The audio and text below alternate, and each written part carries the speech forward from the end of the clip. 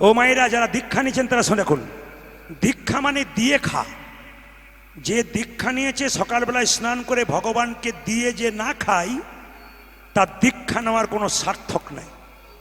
যারা এখানে কীর্তন শুনছেন, যারা দীক্ষা নিয়েছেন, তারা কান একবারে পরিষ্কার করে শুনে নিন কানে, কি দীক্ষা নেওয়ার পর যদি ভগবানকে দিয়ে তারপর কেউ না খায় তবে তার দীক্ষা নেওয়ার কোনো সার্থকতা নাই। একটু আপনাদের বলি, দীক্ষা মন্ত্র ভজন করবেন। আমি আগেই বলেছি আপনাদেরকে, আসনে বসে ভজন করবেন। মায়েরা, আপনারা যদি কেউ সময় না পান বিছানাতেই ভজন করবেন। মহাপ্রভুর কথা, খাইতে শুইতে যথা তথা। কারণ আপনারা সবাই জানেন মহাপ্রভু যখন নীলাচলে গিয়েছিল তার সঙ্গে 5 বছর একটা ছেলে ছিল, তার নাম গোপাল। মহাপ্রভু যেতে যেতে পায়খানায় বসেছিল, জিভটাকে দাঁত দিয়ে চেপে ধরেছিল। গোপাল জিজ্ঞেস করেছিল, প্রভু তুমি যখন পায়খানায় বসছিলে দাঁত দিয়ে জিভটাকে চেপে ধরেছো কেন? গোপাল বলল, মহাপ্রভু বলল, গোপাল তুই বুঝবি না, ওই অবস্থায় হরিনাম করলে পাপ হয়ে যাবে, তাই দাঁত দিয়ে চেপে ধরেছি।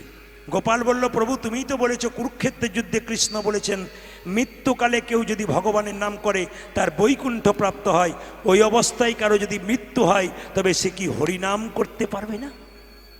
মহাপ্রভু তখন শিক্ষা দিলেন, গোপাল তুই আজ থেকে আমার গুরু, গোপাল গুরু, তোর কাছ থেকে শিখলাম যে খাইতে শুইতে যথা তথা যে কোনো অবস্থায় আপনি হরিনাম করতে পারেন। সবাই লক্ষ্য করুন মায়েরা।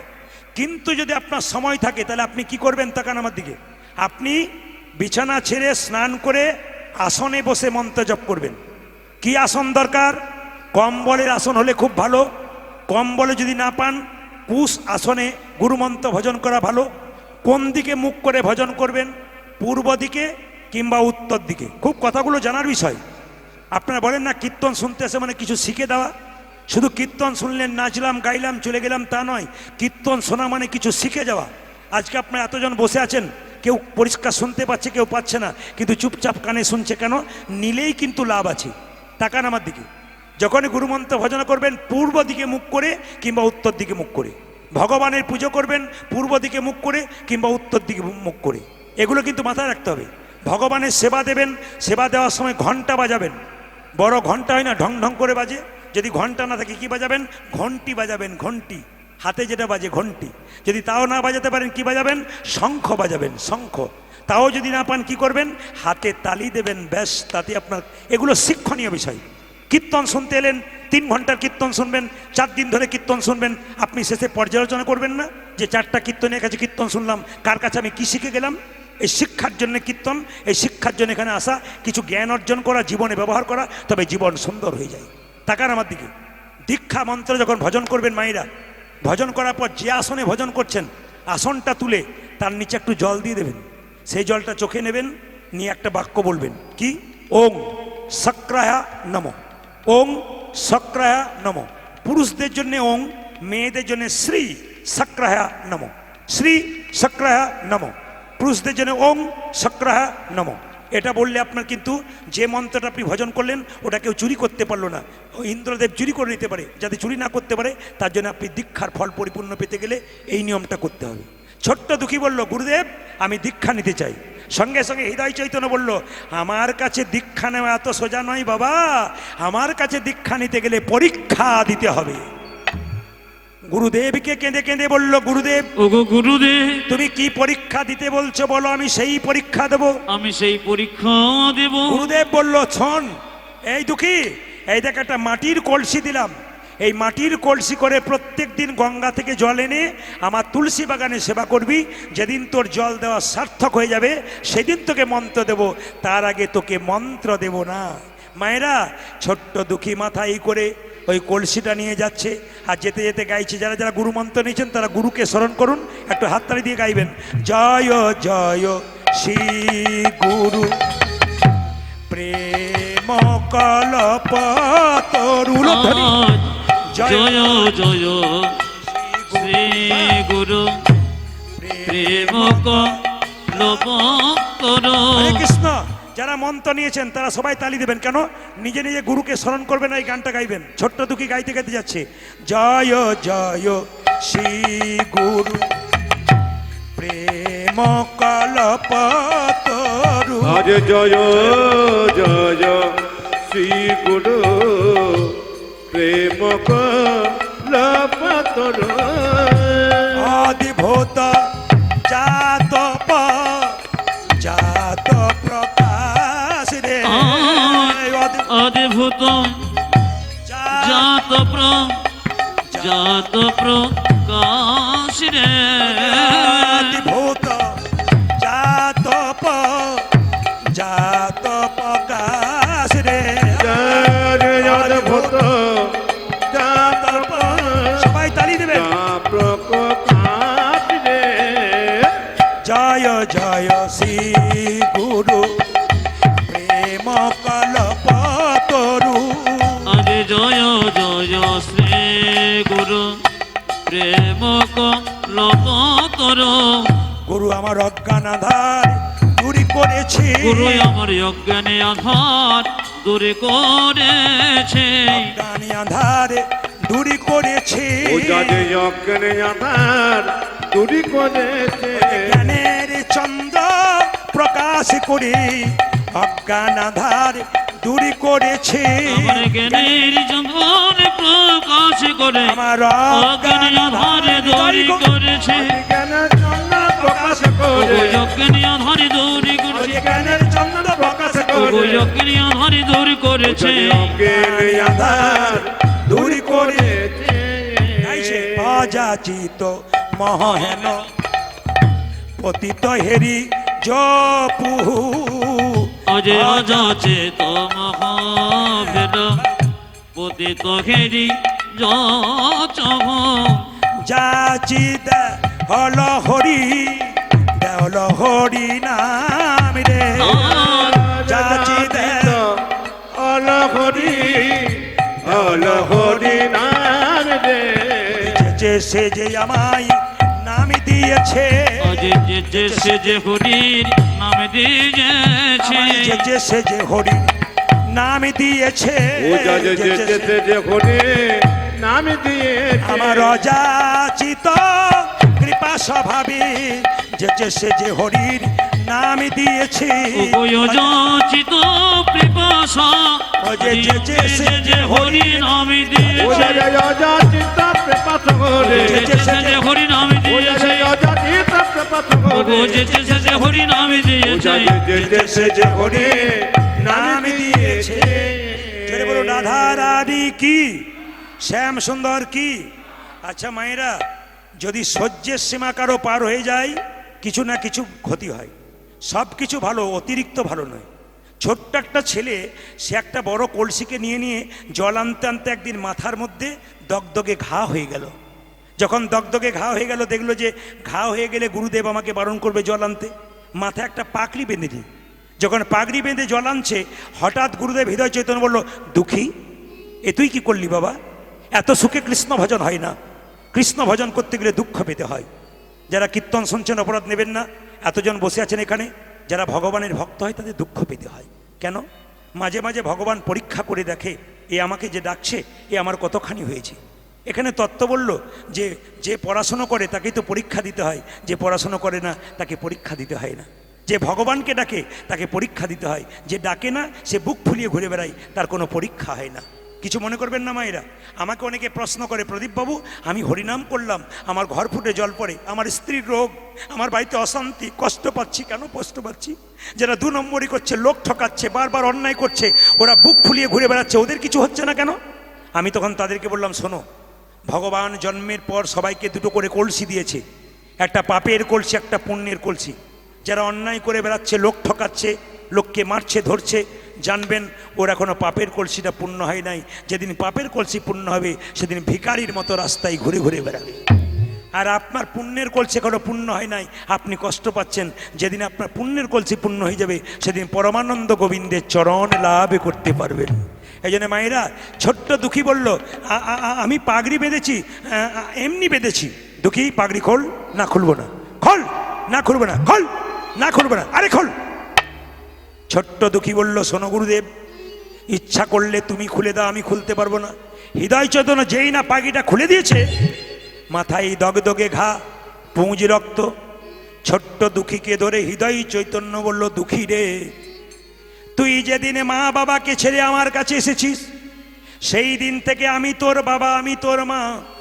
তুই আমায় বলিসনি কেন তোর মাথায় দগদগে ঘা পোকা হয়েছি? তুই যদি আমায় বলতিস তাহলে কবিরাজ ডেকে তোর চিকিৎসার ব্যবস্থা করতাম। ছোট্ট দুঃখী কেঁদে কেঁদে বলে, গুরুদেব, আমি যদি তোমায় বলতাম আমার মাথায় দগদগে ঘা হয়েছি, তুমি তো কবিরাজ ডেকে আমার চিকিৎসা করার ব্যবস্থা করতে, কিন্তু আমি যে কৃষ্ণ সেবায় বঞ্চিত হতাম। হরি হরি বল। ও গো গুরু তাই গৌর হরি হরি। ও দি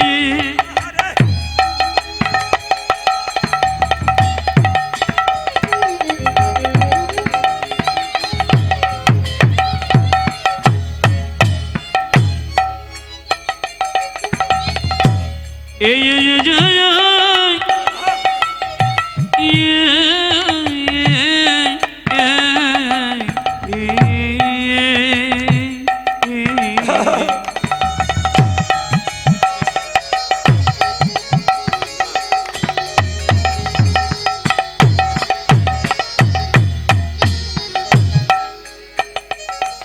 আমি কৃষ্ণ সেবাই বঞ্চিত হতাম। জলা নিতে না পারিলে কৃষ্ণ সেবায় বঞ্চিত হতাম। ওই আমি জলা নিতে না পারিলে মানবী জনমে ব্যথাই যেত, ওই আমি জলা নিতে না আমার পারিলে মানবী জনমে ব্যথাই ওই আমি যেত, জলা নিতে না আমার পারিলে মানব জনমে ব্যথাই যেত। কৃষ্ণ সেবায় বঞ্চিত হতাম। সবাই শুনবেন, মাথায় কাপড়টা দিন, ভক্তি ভরে বসুন সবাই। খুব দামি কথাগুলো শুনবেন, শাস্ত্রের কথাগুলো। ছোট্ট দুঃখী কেঁদে কেঁদে বলে, গুরুদেব, এমন জনমে নয়, মানবে জনমে বড় দুর্লভ জনম।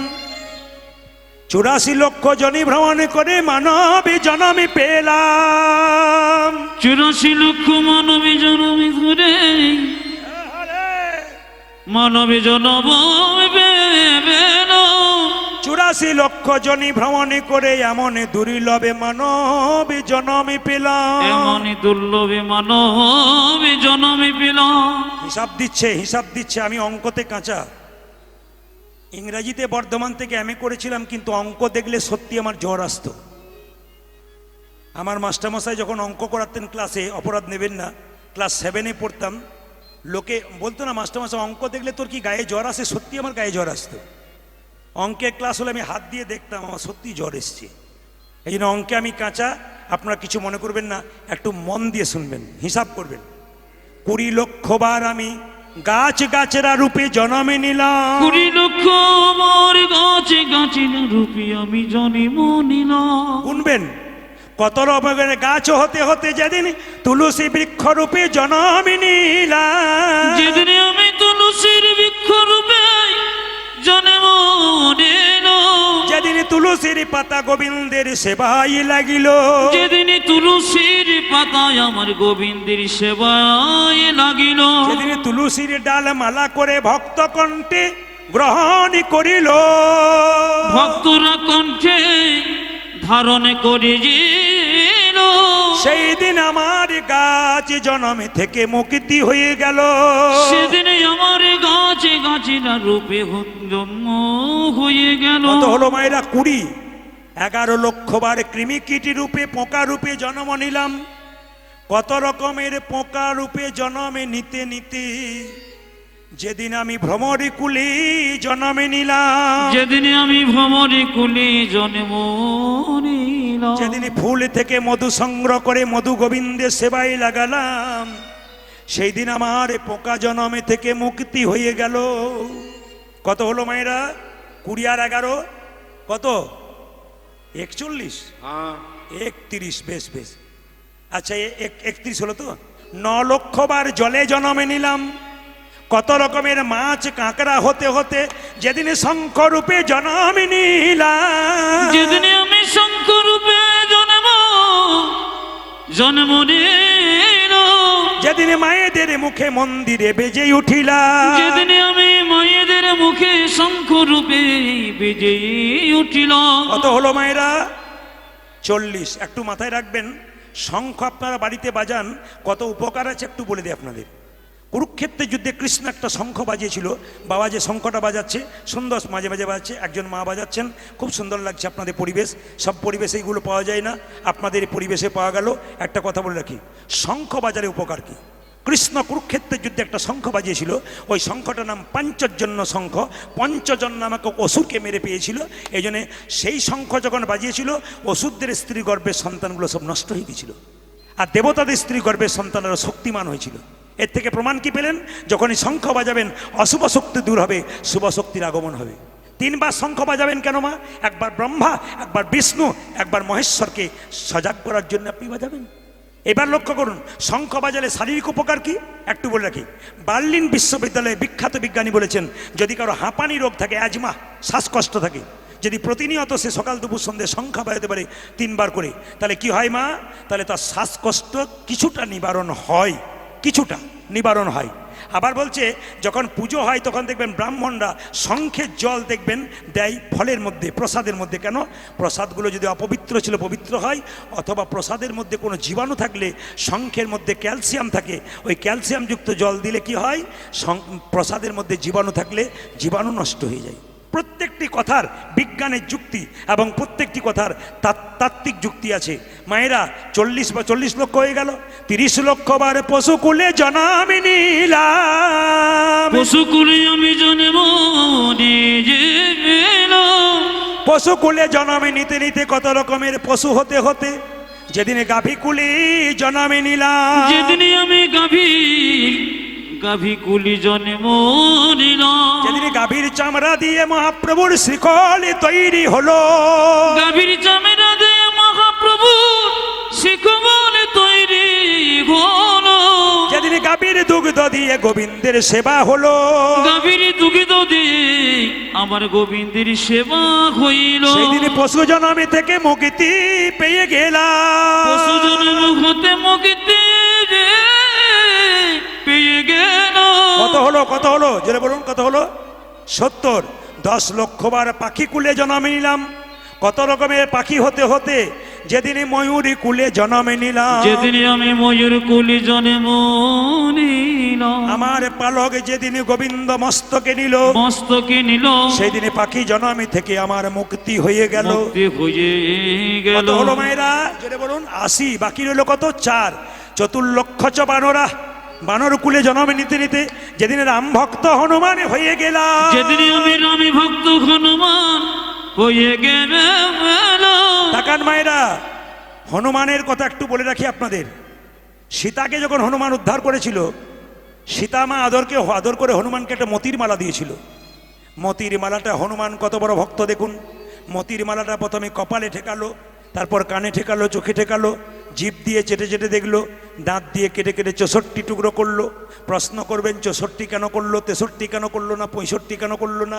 এই 64 টুকরো কলিযুগে 64 মহান্ত রূপে এলো। প্রত্যেকটা যুক্তি আছে আর কি, প্রত্যেকটি কথার। সবাই লক্ষ্য করুন, 64 মহান্ত রূপে এলো, 64 টুকরো করলো। লক্ষণ বলছে সীতাকে, মা এ তুমি কি করলে? বলে কেন? বানরে সপিলে মতি, মতিতে তার নাইক মতি, অনাসে কাটে তারে দন্তে, শিশু মানে না দেবতাই, মানুষ পূজে তারে কেন বন্তে। আহারে, মানুষ যাকে পুজো করে তুমি এ কি করলে? বাচ্চা ছেলে যে মন্দিরে শুয়ে দেবেন, ও মন্দিরের মানে কি জানে? ও তো পায়খানা প্রস্রাব করে দেবে।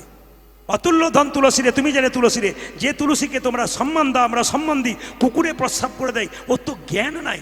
বারবার অপমান করছে লক্ষণ কাকে? হনুমানকে। তুই তো কুকুরের মতো, যেমন প্রস্রাব করে দেয়, কোনো জ্ঞান নাই, তুই সেরকম দাঁত দিয়ে কেটে কেটে বুঝতেই পারলো না ব্যাপারটা। সঙ্গে সঙ্গে হনুমানকে সীতা বলল, হনু সত্যি তুই অপরাধ করলি? বলে কেন?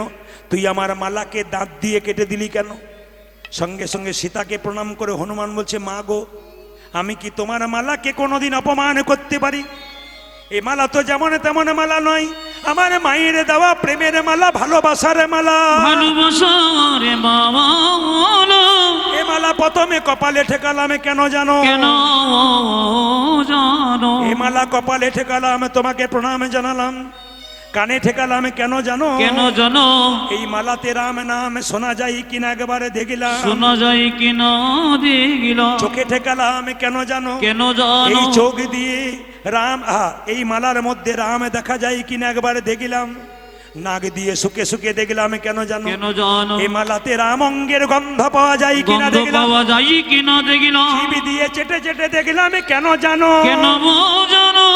এই মালাতে রাম চরণের তুলসীর স্বাদ পাওয়া যায় কিনা দেখলাম। তুলসীর সাথে পাওয়া যায় কিনা দেখিলাম। যে মালাতে রাম নাম শোনা যায় না, রাম অঙ্গের গন্ধ পাওয়া যায় গন্ধ না, পাওয়া যায় না। সে তো অলংকার নয় কলঙ্কের হার। কলঙ্কের হার। তাই আমি দাঁত দিয়ে কেটে কেটে ফেলে দিলাম। লক্ষণ হনুমানের হাত দুটো ধরে বলল, হনুমানের এতক্ষণ আমি বুঝতে পারি নাই তুই কত বড় রাম ভক্ত। এতদিন আমার অহংকার ছিল আমি রামের ভাই লক্ষণ, তুই আমার সব অহংকার ভেঙে দিলি। ওরে হনুমান রে, হনুমান রে, তুই যদি রামকে এত ভালোবাসিস তবে কি হৃদয় মাঝে রামে দেখাতে পারবি? হনুমান বলল, লক্ষণ তোমার তীরটা দাও। যেই না তীরটা দিয়েছে, যে না হনুমান বক্ষ বিদীর্ণ করেছে, অমনি কি দেখলো? দেখলো সীতারামের যুগল মিল। দেখি সীতারামের যুগল মিল। সীতারামের যুগল মিল। আজ সীতারামে যুগল মিলন। হনুমানের হৃদয় মাঝে সীতারামের যুগল মিল। দেখে হনুমানের হৃদয় মাঝে সীতারামের যুগল মিল।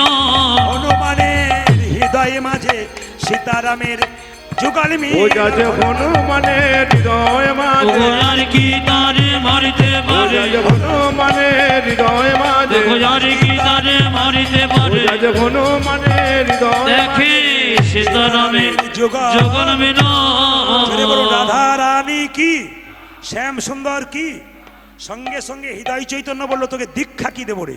তুই তো দীক্ষা সঙ্গে করে নিয়ে এসছিস, আই তবু তোকে দীক্ষা দিয়ে দি। আজ থেকে তোর নাম রাখলাম দুঃখী কৃষ্ণ দাস। তোর নাম দিলাম কৃষ্ণ দাস। তোর বাবা মা নাম রেখেছে দুঃখী। কেউ জিজ্ঞেস করলে তুই আজ থেকে বলবি দুঃখী কৃষ্ণ দাস। বলে আমি কি করব গুরুদেব? এই দেখ, তোকে একটা চিঠি লিখে দিলাম, তুই বৃন্দাবনে চলে যা, রাধা গোবিন্দের সেবা পাবি। ওখানে জীব গোস্বামী বলে একজন গুরুদেব আছে, তার কাছে গেলে তুই দেখবি রাধারানীর চরণ সেবা অধিকার পেয়ে যাবি। ছোট্ট দুঃখী গাইছে আর যাচ্ছে, সবাই মিলে হাত তুলুন একসঙ্গে। দুঃখী যাচ্ছে সবাই, পথ মায়েরা কৃষ্ণ কেশব একসঙ্গে একসঙ্গে হাত তুলবেন। কৃষ্ণ কেশব কে যে সব কৃষ্ণ কেশব কেশব সুধা মাখা এই নাম, হরি নাম মধু মাখা এই নাম। তালি তালি। আজ কৃষ্ণ কেশব কৃষ্ণ মাধব সুধমাখ যেন একসঙ্গে তালি। হরে নাম মধুমাখ এই নাম নাম নাম। দু চারজন দ্বীপ আসতে, দু চারজন দিব্যি ঘুমোচ্ছিল। এখন মনে মনে বলছে, বেটা সবই ভালো করছিল, আমার ঘুমও হচ্ছিল, আর কেমন আমরা তালি দিতে শুরু করলো কেমন। দু চারজন কৃষ্ণ কেশব, এই পার্টি যে নাই তা বলবো না, দু চারটা আছে। অপরাধ নেবেন না, কিছু মনে করবেন না। আসলে আপনাদের আসলে শুধু না, প্রত্যেক আসলে দেখতে পাই সবাই কীর্তন শুনতে আসে, অনেক আবার মোবাইলে করে করে দেখে, এটা তো প্রদীপ পাল লাগছে, মানে কমিটিকে বারবার হেনস্থা করার জন্য অনেক জায়গাতে বলে সেই প্রদীপ পাল কি আসছে, নকল নয় তো, কমিটি বলে আসুক তারপর দেখবি, কিছু মনে করবেন না। তো অনেককে দেখতে পাচ্ছি কৃষ্ণ কেশব বলতে বলতে কিন্তু ঘাটটা মাঝে মাঝে লটকে যাচ্ছে। আসলে শ্রোতা হচ্ছে তিন প্রকার, একটি শ্রোতা, একটি সরতা, একটি শ্রোতা। শ্রোতা কারা? এইদিকে এইদিকে। শ্রোতা কারা? দু চারজন দেখবেন যারা ভক্ত মানুষ, তারা দেখবে হাঁ করে তাকাচ্ছে। আমি কিন্তু সব দিকে ক্যামেরা ঘোরাচ্ছি, ক্যামেরা মানে আমার চোখের ক্যামেরা ঘোরাচ্ছি। আমি দেখতে পাচ্ছি দিব্যি হাঁ করে শুনছে, প্রণাম করছে, উলুধ্বনি দিচ্ছে, হরিধ্বনি দিচ্ছে। দাদা ভাইরা সব দাঁড়িয়ে আছেন, অনেকে খুব সুন্দর শুনছেন, তালি দিচ্ছেন। এগুলো শ্রোতা। আর সরতা কারা? চল প্রদীপ পালকে দেখতে এলাম, 2 ঘন্টা দেখা হয়ে গেলে, চল এবার ও তো গেল, 4 জনকে নিয়ে গেল। ওটা আপনাদের নাই, 2 এক জায়গায় হয়। আর শ্রোতা কারা? কৃষ্ণ কেশব ঝা না, আমি পড়ে যাব না, সবাই এগুলো আমার প্র্যাকটিস আছে আর কি। ঝাড়খণ্ডে এক জায়গায় গান করতে গেছি, মায়েরা কিছু মনে করবেন না, রামনবমীর সময় তো প্রতি বছর যাই, 7 বছর হয়ে গেছে। আমি অনেক দিন আগে কথা বলি, তো আমাকে কমিটি বলছে, প্রদীপবাবু আপনি তো বলছেন আর আসবো না। বললাম এই বছর 7 বছর হয়ে গেল, আর আমাকে বলেন না 2-4 বছর পরে আসবো। তো কিছু মনে করবেন না, ওখানে সেদিন রামায়ণ পাঠ হচ্ছে বিকেল 4টা থেকে 7টা পর্যন্ত। 7টা পর আমার কীর্তন। কমিটি বললো প্রদীপবাবু চেয়ার দিলাম, রামায়ণ পাঠ হবে, আপনি শুনবেন। বললাম বয়স্ক মানুষ পাঠ করবে, কিছু শুনবো, যেখানে দেখিবে ছাই ওরাইয়া দেখো তাই, পাইলেও পাইতে অমূল্য রতন, কিছু পেতে পারি, এক কাজ করি বসি। আমি বসে আছি, এক মায়েরা কিছু মনে করবেন না, হাটগাছাতে যদি 4টা থেকে 7টা ধরুন মানে রামায়ণ হতো, আর 7টা পরে কীর্তন হতো, আগে কারা আসতো বলবেন জোরে? বৌমারা না শাশুড়িরা? জোরে বলুন। এই যে আপনারা এক চান্সে বলতে পারছেন তার জন্য খুশি। অন্য জায়গায় বলে তুই বল, ও বলে তুই বল। আবার দেখতে পাচ্ছি শাশুড়িরা কেন আসে বলুন তো? বউগুলো বাড়িতে কি বলে, ঘরে বসে বসে কি করছেন, এখানে মানে ওখানে গিয়ে বসলে হয় না, খালি এখানে বসে, এটা হয় আর কি। তো যখন রামায়ণ পাঠ শুরু হয়েছে, আমি চেয়ারে বসে আছি, একজন নাতনি তার বুড়িমাকে টানতে, তার ঠাকুমাকে টানতে টানতে নিয়ে এলো। বুড়িমা বস্তা পারলো, রামায়ণ শুরু হলো, বুড়িমা পা লম্বা করলো, রামায়ণ শেষ হলো, বুড়িমা গা লম্বা করলো, আমার কীর্তন শুরু হলো, বুড়িমা নাক ডাকতে শুরু করলো। আমার কীর্তন যখন শেষ হয়ে গেল, বুড়িমার নাক ডাকছে, সবাই যখন উঠছে, তখন ঠাকুমা বলছে, নাতনি বলছে ঠাকুমা ওঠো। বলে আরম্ভ হলো, বলে আজ আর হবে না, কাল হবে, চলো। ও তো 3 দিন ধরে রামায়ণ হলো, 3 দিন ধরে কীর্তন হলো। শেষে আমাকে বুড়িমা বলছে, বাবা তোর কীর্তন শুনে আমি ধন্য। আমি মনে মনে ভাবলাম, তুমি তো সারা 3টে দিনই ঘুমোলে, আবার ধন্য কেন বলছো? তো বলছে আমি যা পেয়েছি, কেউ বুঝুক না বুঝুক আমি বুঝতে পারলাম তোর কীর্তনে কি মজা। বলে কি? বাড়িতে আমার ছেলেরা 3টে করে ফ্যান দেয়, গ্রীষ্মকালের দিন ছিল, 3টে করে ফ্যান দেয়, 2টো করে ঘুমের ট্যাবলেট দেয়, ঘুমই আসে না। আর তোর কীর্তনে কি ঘুম, আমার ঘুমই ভাঙে। আমি মনে মনে ভাবলাম যাক, লাভ তো হয়েছে না, কি বলছেন? আবার যে আমার বয়স্ক মানুষদের হাসতে হাসতে কাশি চলে আসছে, ওই জন্য আমি বেশি হাসাতে চাইছি না আর কি। এই দিকে তাকাবেন মায়েরা, সবাই লক্ষ্য করুন। এবার যখন বুড়ি মা গেছে কার কাছে, রামায়ণ পাঠকের কাছে, বাবা তোমার রামায়ণ পাঠে ধন্যি যাই। বলে কেন? দারুণ পাঠ করেছে তুমি। তখন রামায়ণ পাঠ বলছে, বুড়িমা সব বুঝেছো? বুড়িমা বলছে 3 দিন ধরে রামায়ণ পাঠ শুনলাম, সবই বুঝলাম, একটা জিনিস আমার ভেতরে ঢোকে নাই। বলে কি? রাম রাক্ষস না রাবণ রাক্ষস। তখন রামায়ণ পাঠক বলছে, রাম ও রাক্ষস নয়, রাবণ ও রাক্ষস নয়, রাক্ষস আমি যে তোমাকে বোঝাতেই পারলাম না। তা আপনাদের কাছে নিবেদন, বুঝতে না পারলে কি হবে? বলে প্রদীপ পাল রাক্ষস এসেছিল। হাত তুলুন, হাত তুলুন। কৃষ্ণ কেশব, কৃষ্ণ কেশব, সুধা মাখা এই নাম, হরি নাম, মধু মাখা এই নাম, নাম নাম উলধ্বনি। আজ কৃষ্ণ কেশব, কৃষ্ণ মাধব, শুধু মাখা এই নাম, হরি নাম, মধু মাখা এই নাম।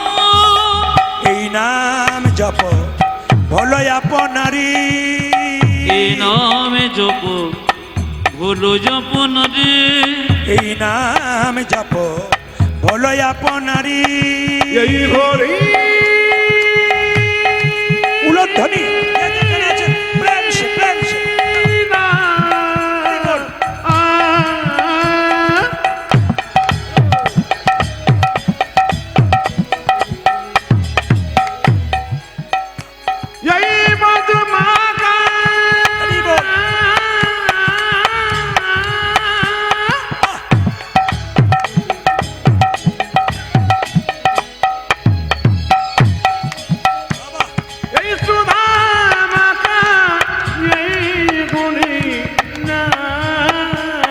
প্রথম থেকে শেষ পর্যন্ত উলুধ্বনি দেবেন মায়েরা, যে যেখানে বসে আছে, ভক্তি করে আনন্দে মাতিয়ে দিন আসরকে।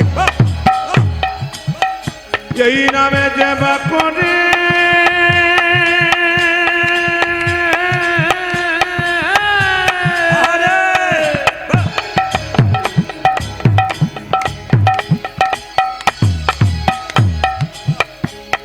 তার খোদা চেতনা যাবে গোদরে। হারি বলে হারি, হাত তুলুন, হাত তুলুন, সবাই তুলুন, সবাই তুলবেন। এই মধুমাখানা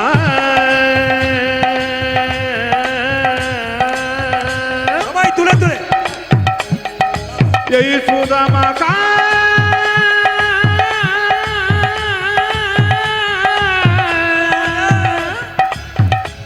হরি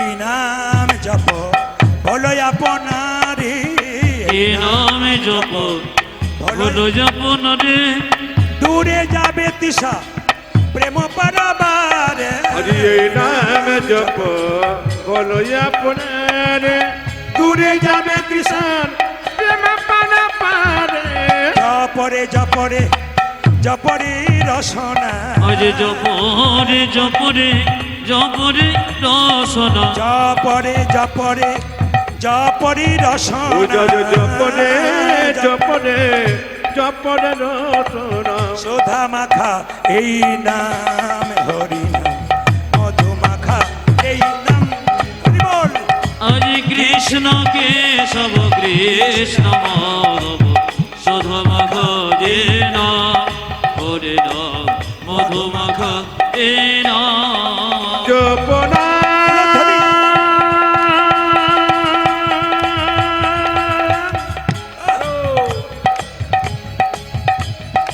কৃষ্ণ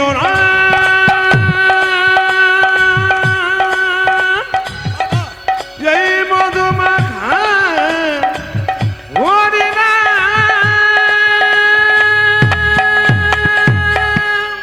রাধা রানী কি শ্যাম সুন্দর কি মদন মোহন কি হরিবাসর কি সাধুগুরু বৈষ্ণব কি